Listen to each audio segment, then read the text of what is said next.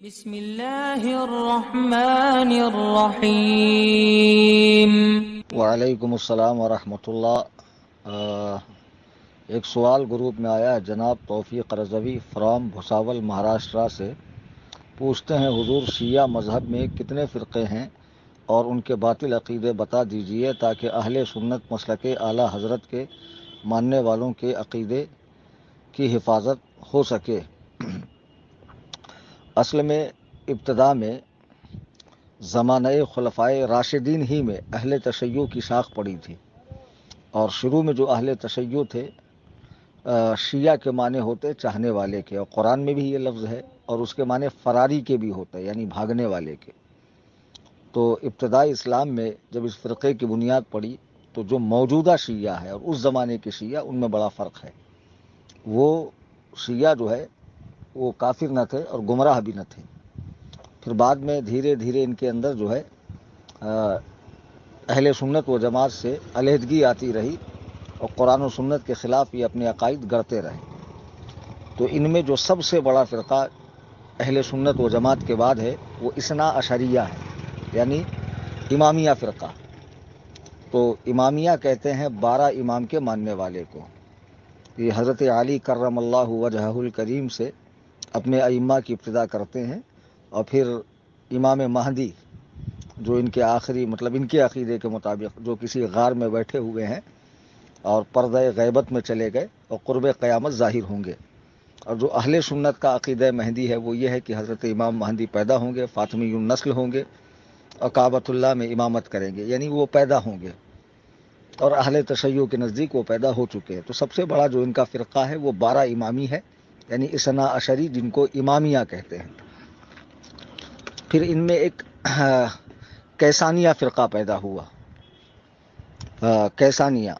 تو کیسانیہ جو ہے حضرت علی کے دوسرے بیٹے محمد بن حنفیہ کو امام مانتے تھے، اور وہ فرقہ تقریباً ختم ہو چکا ہے۔ پھر اس کے بعد امام حسین رضی اللہ تعالیٰ عنہ کے بیٹے امام زین العابدین، اور ان کے جو 2 بیٹے تھے، امام باقر تھے اور امام زید تھے، زید بن علی۔ یہاں سے پھر 2 فرقے ہوئے۔ تو جو 12 امامی ہے وہ حضرت علی، امام حسن، امام حسین، امام زین العابدین اور امام باقر، پھر امام جعفر صادق، ان کو امام مانتے ہیں۔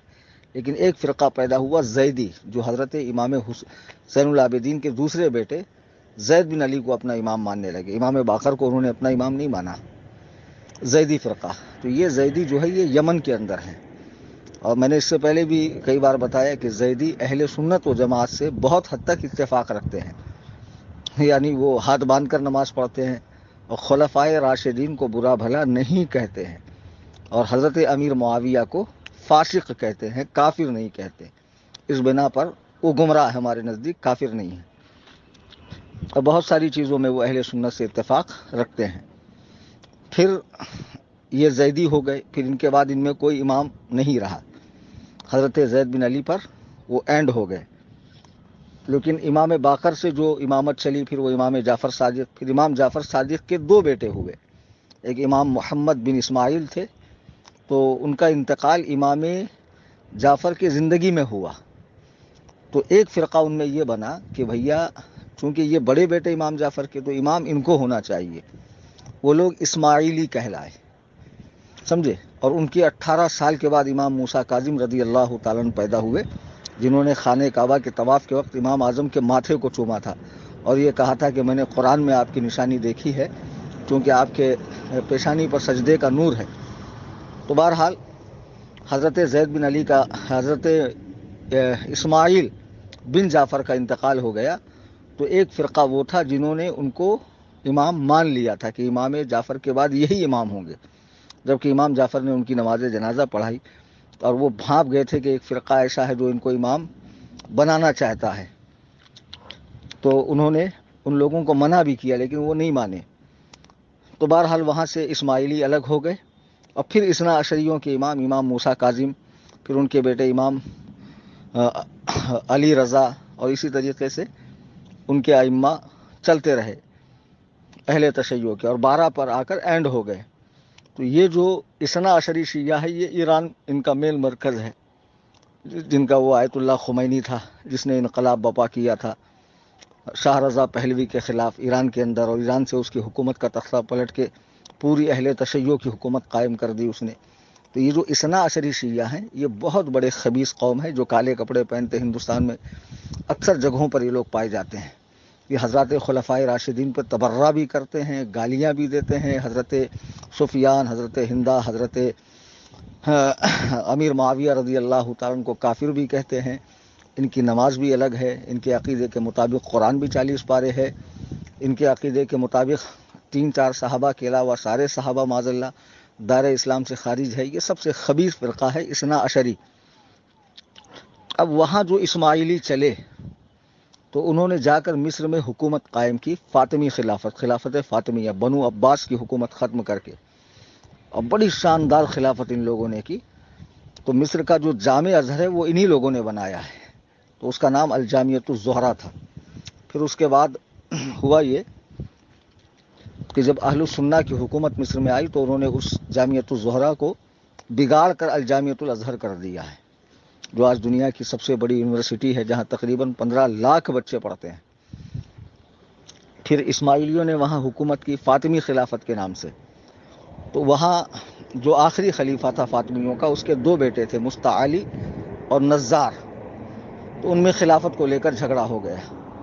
تو مستعلی جو ہے وہ مصر ہی میں وہ چلے گئے افریقہ، اور نزار جو ہے وہ ایران کے ایک شہر میں آ گئے، اور وہاں انہوں نے اپنی چھوٹی سی حکومت قائم کی۔ حسن بن صبا اسی فرقے کا تھا جس نے اپنے زمانے میں بڑے بڑے سلاطین اسلام کو، بڑے بڑے بادشاہان اسلام اور وزراء کو، علماء کو پھانسیاں دے دے کر ماری ہے۔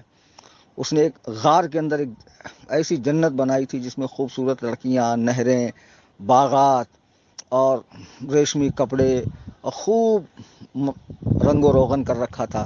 جو بھی اس کے پاس آتا پہلے وہ اس کو حشیش پلاتا تھا، جس کو بھنگ کہتے ہیں آج، چرس، گانجا، یہ سب پلا کے اس کو جو ہے اپنا دیوانہ بناتا تھا، اور پھر اس کو وہاں بھیج دیتا تھا۔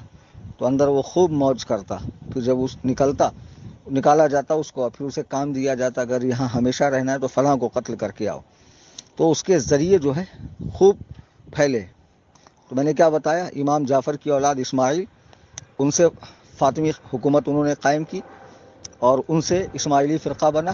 پھر اسماعیلیوں میں ایک مستعلی اور ایک نزار، تو نزار ایران چلے آئے جس کا تعلق حسن بن صباح سے تھا، اور یہ نزار جو ہے نا، آج کے جو کھوجے ہیں آغا خانی، یہ وہی نزار لوگ ہیں۔ یہ لوگ اپنے آپ کو خوجہ اور آغا خانی کہتے ہیں۔ ابھی ان کا آغا خان چوتھا جو ہے، وہ چوتھا پرنس عبد الکریم آغا خان ایک دم فیشنیبل آدمی ہے، شراب پیتا ہے، سور کھاتا ہے، نماز روزہ سب معاف کر دیا اس نے، کچھ نہیں ہے، خالی بس دکشنا دو، گرو دکشنا دو، دان دو، امام کو پیسہ دو، امام کو زکوٰۃ دو، اور آغا خان کے نام سے بڑے بڑے ٹرسٹ، ہاسپٹلز وغیرہ یہ قائم کر کے دنیا بھر میں گمراہیت پھیلا رہا ہے۔ آپ اس کی ویڈیوز دیکھیں گے تو باقاعدہ کوٹ پینٹ اور وہ ٹائی وغیرہ لگا کر، صرف اس کو تو اردو بھی بولنی نہیں آتی ہے۔ اور کمال کی بات ہے کہ جو ان کا امام ہے کھوجوں کا، چونکہ یہ بھی شیعوں کی ایک شاخ ہے، وہ بیچارہ عربی تو بہت دور کی بات ہے، اردو بھی نہیں بول پاتا ہے، بسم اللہ بھی نہیں پڑھ پاتا۔ سمجھ میں آئی بات؟ آپ اس کی اسپیچز سنیں، اس کی آپ میرج دیکھیں، کرسچن سے شادی کر رکھی ہے 3 کھلم کھلا شراب پیتا ہے، سور کھاتا ہے، اور وہ شخص جو اتنے بڑے فرقے کا امام ہے، اس کی تعلیم کوئی اسلامی یونیورسٹی میں نہیں ہوئی، ہارورڈ یونیورسٹی کے اندر ہوئی ہے۔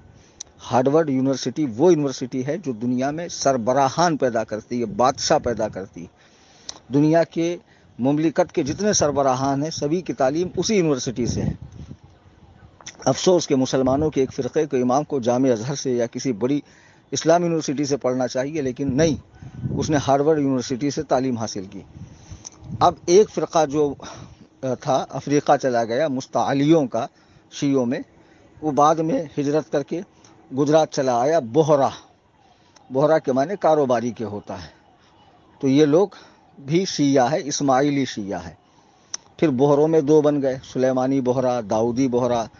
تو یمن میں اور عمان وغیرہ میں ओमान में तो इबाजी है और कुछ तादाद में ये शिया भी हैं, सुलेमानी शिया। और हमारे हिंदुस्तान में जो है वो दाऊदी बोहरा है, जिनका अभी 52वां दाई था बुरहानुद्दीन, जो 106 कितने साल का होकर मरा। और अभी उनका 54वां दाई सैयद मुफद्दल है बम्बई के अंदर, बोरी मोहल्ला बहुत मशहूर मोहल्ला है। ये दुनिया में बड़ी कम तादाद में लोग, लेकिन मुनज़्ज़म है, डिसिप्लिन के, कानून के, अपने लोगों की मदद करने के, हर चीज़ के पाबंद हैं ये लोग। तो ये भी बहरहाल काफिर हैं, चूँकि इनके अकायद भी जो है ना ये है कि जो इनका दाई है, यानी इनमें इमामत तो ख़त्म हो गई, समझे। हज़रत इस्माइल के बाद खोजों में भी और बोहरों में भी इमामत ख़त्म हो गई, लेकिन खोजे ये मानते हैं कि जो आगा खान है वो अल्लाह का मज़हर है, यानी अल्लाह की ज़ात उससे ज़ाहिर होती है और उसके अहकाम भी नबी के अहकाम की तरह है। और बोहरों का भी यही अक़ीदा है कि उनका सैयदना उनके गोरे काले का मालिक है, उनके रातों दिन का मालिक है, उनके मर्दो जन का मालिक है। सैयदना जो कहे वही हक है, वही सच है। सैयदना ने कहा ये टोपी पहनो तो उन्होंने मखसूस टोपी, औरतों का मखसूस बुरक़ा। बहरहाल शियों में कुछ हद तक ये लोग मतलब नमाज रोज़े के पाबंद होते हैं। बोहरा जो हैं उनमें दाढ़ी भी पूरी होती है, लिबास भी इस्लामी होता है, औरतें भी बुरक़े की पाबंद होती है, तिलावत बहुत कसरत से करते हैं और नमाजें भी पढ़ते हैं वगैरह वगैरह। ये शियों की तरह छुरी चाकू से मातम नहीं करते, हाथ से मातम करते हैं। लेकिन अकायद इनके भी कुफरिया है, चूँकि ये हजरात साहबा को काफिर कहते हैं। खोजे उनके अकायद भी कुफरिया है, सुलेमानी बोहरा उनके भी अकायद कुफरिया है। और इसी तरह इसना अशरिया के तो अकायद मैंने ऊपर बताया, और मेरी कई तकरीरों में मुल्ला बाकर मजलिसी की और याकूब कुलैनी की और इसी तरह बहुत सारे अहले तशय्यो के उलमा की, आयतुल्लाह खुमैनी की मैंने हवाले दे रखे हैं किताबों में क्या क्या लिखा है। तो कुल मिला के ये है कि अहले तशय्यो फ़िरक़े नाजिया में से नहीं है, और उसकी जितनी शाखें हैं उनमें बेहतर जो है वो ज़ैदिया है बेहतर, लेकिन वो भी अहले सुन्नत व जमात से खारिज है।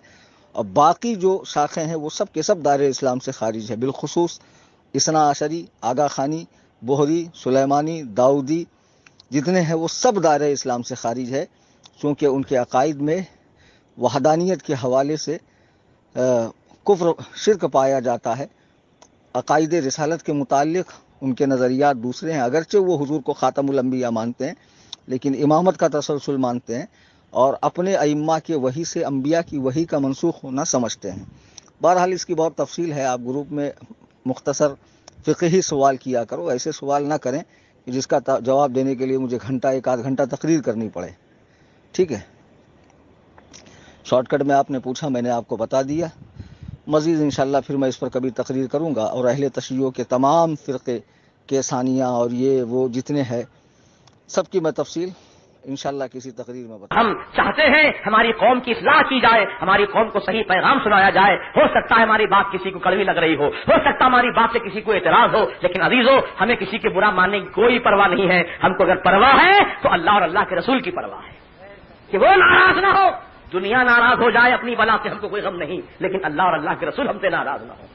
हम तो ये चाहते हैं कि सही पैगाम, हक बात कौम तक पहुंचा दी जाए, चाहे किसी को बुरा लगे चाहे किसी को भला लगे, हमें इसको कोई परवाह नहीं है।